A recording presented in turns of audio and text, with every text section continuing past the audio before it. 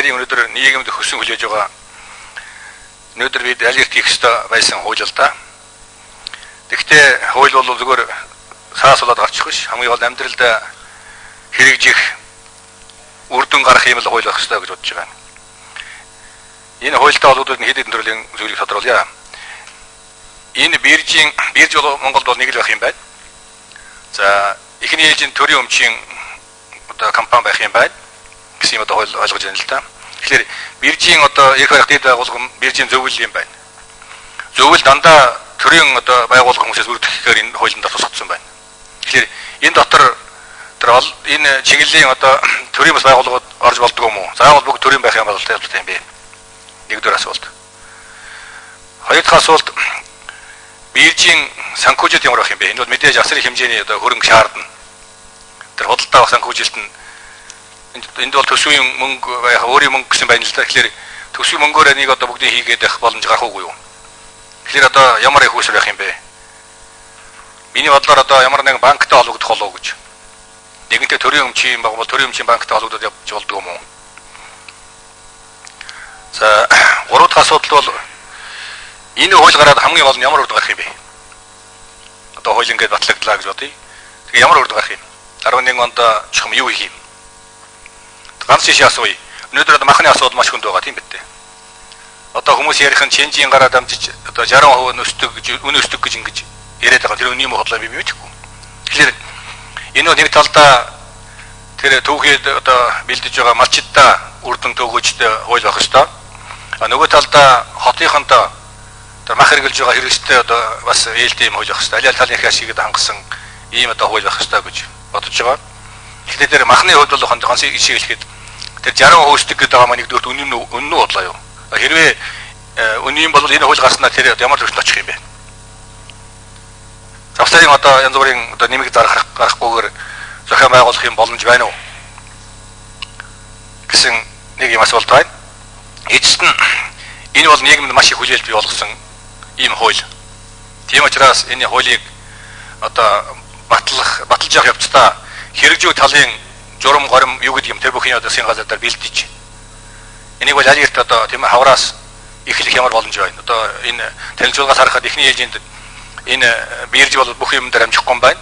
Эхний ээлжинд мах, удаа, ноолор гэсэн гурван чиглэлээр одоо зохион байгуулж ажиллаа хийнэ. Тэгээ цаашаа бол босод түүхий дээр гарна гэсэн юм чиг баримж байх шиг байна л. Тэгэхээр энэ одоо хавар бол мэдээж одоо ноолор бэлтгэх ажил эхэлнэ.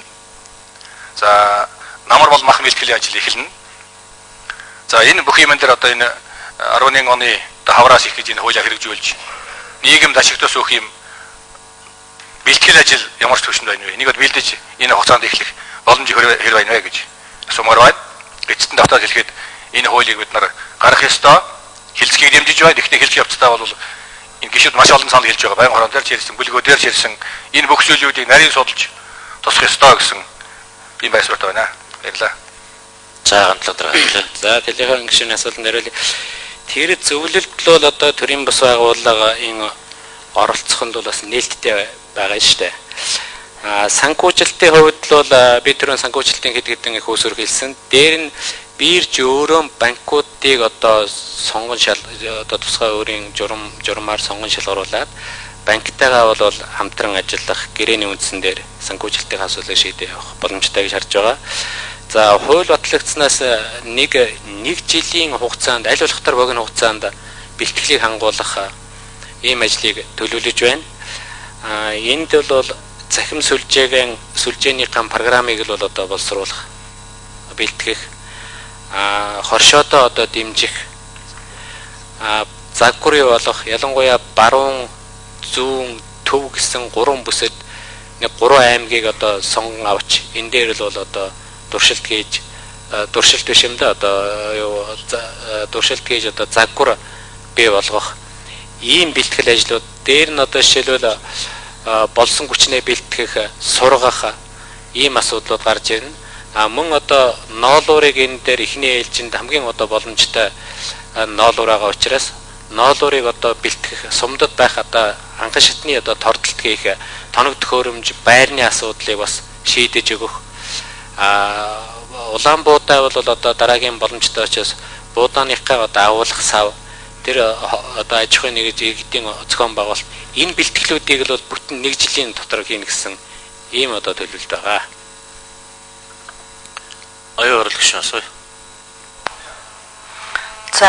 Телефон гишүүн тодруулаад тань оюун урал гишүүн жаах болооч.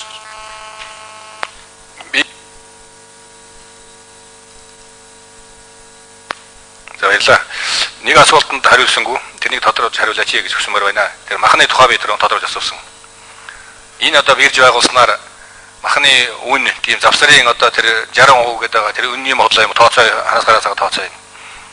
Энэ бирж байгуулснаар махны үнэнд ямар нэг өөрчлөлт гарч махны хангамж сайжрах ийм нөхцөл бүрдэх үү? Энэ бас махны бэлтгэх асуудал бол хөдөөгийн малчтай бол ашигтай байх ёстой. Нөгөө талдаа хотын хэрэглэгчтэй ашигтай ийм байдлаар одоо шийдэх боломж байна уу? Энийг та нар ямар байдлаар тооцож харж байна вэ гэж асуусан юм а. Тэрний тодруулж хариулаач. Үнэхээр энэ төр мэдж байгаа шүү дээ. Мах яагаад үнд орж ийн гэх юм бол яг анхны одоо үйлдвэрлэгчээс эцсийн худалдан авахч хүртэл бол 4-5 шат дамжлага бол дамжиж байгаа. Дээр нь тодорхой гэрээ хилцэл нөөц төвлөрсөн байдал бэлтгэл байхгүй учраас энэ бол одоо тийм дуртай хүний үнэн зохиогддог. Энэ бүх харилцааг л одоо зохицуулахын тулд энэ хууль гарч ирнэ. Хууль гарч ирсэн үед бол энэ асуудлыг зохицуулна. Манай энд байгаа сэдвэн гишүүнээс хүслээ зарим гишүүд бол махыг одоо биржээр худалдадаг тийм жишг байхгүй гэж байгаа. Зарим одоо ажлын хэсэг дээрээс мэргэжлийн хүмүүс бол үнэхээр Монгол орны өнөөдрийн хамгийн чухал юм бол мал, мах. Дээр нь малчтын хамгийн хүсэж байгаа юм бол энэ биднээс махал аваач, малал аваач гэдэг асуудлыг тавьж байгаа учраас энэ өөрийнхөө орны өрөм сонслог зохируулаад энийг л бол худалдах бол боломжтой гэж бодож байгаа. Яг хэрэг биржээр арилжигдсан үед махны үнэл бол одоо тогтворж нь дунд нь байгаа тэр 2-3 одоо жуулчлагч алга болно. Ингэснээр л үнийн одоо бас гид төсөлт бол бодит үн бол тогтох ийм одоо сайн даваа тал бол